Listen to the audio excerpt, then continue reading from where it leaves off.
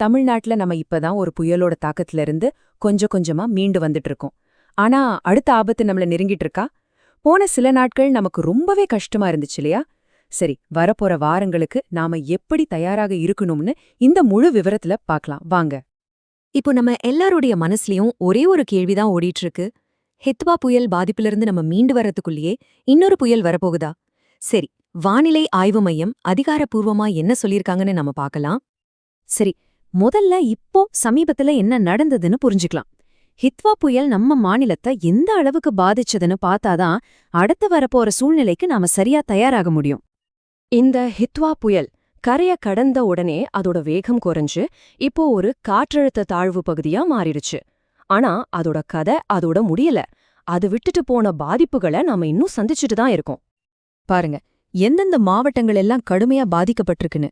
சென்னை, திருவள்ளூர், ராணிப்பேட்டை, காஞ்சிபுரம்னு வட மாவட்டங்கள் மட்டும் இல்ல, தெற்கே மதுரை வரைக்கும் கூட பல மாவட்டங்கள்ல நாம எதிர்பார்த்ததை விட ரொம்ப ரொம்ப அதிகமான மழை கொட்டி தீர்த்துருச்சு. இந்த மாதிரி பயங்கரமா மழை பெஞ்சதால என்னாச்சு? பல முக்கியமான ரோடுகள் எல்லாம் வெள்ளக்காடா மாறிடுச்சு. நிறைய இடங்கள்ல மக்கள் ரொம்பவே பாதிக்கப்பட்டாங்க. அவங்கள பாதுகாப்பா மீட்கிற வேலைகள் இன்னமும் தீவிரமா நடந்துட்டு தான் இருக்கு. சரி, நடந்த பாதிப்புகளை பத்தி பார்த்தாச்சு. இப்போ நிகழ்காலத்துக்கு வருவோம். அதாவது அடுத்த சில நாட்களுக்கு வானிலை எப்படி இருக்க போகுது? ஒரு நல்ல விஷயம் என்னன்னா, டிசம்பர் 12ஆம் தேதி வரைக்கும் நமக்கு ஒரு சின்ன பிரேக் கிடைச்சிருக்கு. மாநிலம் முழுக்க மிதமான மழைக்கு மட்டும்தான் வாய்ப்பு இருக்குன்னு சொல்லியிருக்காங்க. அப்படின்னா இப்போதைக்கு பெரிய கனமழை எச்சரிக்கை எதுவும் கிடையாது. ஒரு சின்ன நிம்மதி. ஓகே, இப்போ எல்லாருமே தெரிஞ்சுக்க விரும்புற ஒரு விஷயம், ஸ்கூல், காலேஜுக்கு லீவ் உண்டா? இப்போதைக்கு பள்ளிகள், கல்லூரிகளுக்கு எந்த விடுமுறையும் அறிவிக்கல. வழக்கம் போல இயங்கும். ஆனா அடுத்த புயல் எந்த அளவுக்கு தீவிரமா இருக்குதோ அத பொறுப்பு இந்த முடிவு மாறலாம். இப்போ நாம ரொம்ப ரொம்ப முக்கியமான ஒரு பகுதிக்கு வந்திருக்கோம். நல்லா கவனிங்க. டிசம்பர் 12ஆம் தேதிக்கு அப்புறமா வானிலையில ஒரு பெரிய மாற்றம் வரப்போகுது.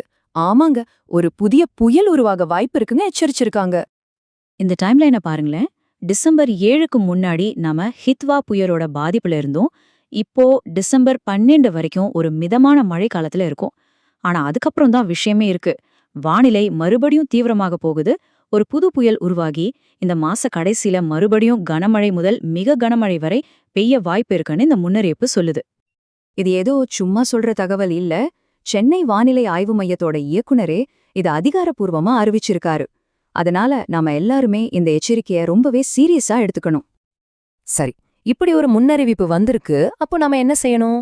முக்கியமா கடலுக்கு போற மீனவ நண்பர்களுக்கு ரொம்ப முக்கியமான சில பாதுகாப்பு ஆலோசனைகள் கொடுக்கப்பட்டிருக்கு.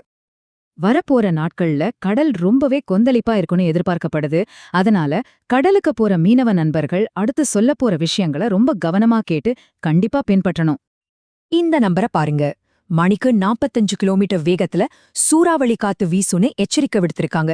யோசிச்சு பாருங்க, இது கடல்ல எவ்வளவு ஒரு அபாயகரமான சூழலை உருவாக்கும்னு. அதனால ரொம்ப தெளிவா சொல்லியிருக்காங்க. தமிழக கடலோர பகுதிகள், மன்னார் வளைகுடா, அப்புறம் குமரி கடல் பகுதிகள், இந்த இடங்களுக்கெல்லாம் மறுபடியும் ஒரு அறிவிப்பு வர்ற வரைக்கும் மீனவர்கள் யாருமே மீன் பிடிக்க போக வேண்டாம். இது உங்க பாதுகாப்புக்கான மிக மிக முக்கியமான ஒரு அறிவுரை. ஆக மொத்தத்துல என்னன்னா, அடுத்த புயல் வரத்துக்கு முன்னாடி நமக்கு தயாராகிறதுக்கு கொஞ்சம் டைம் கிடைச்சிருக்கு.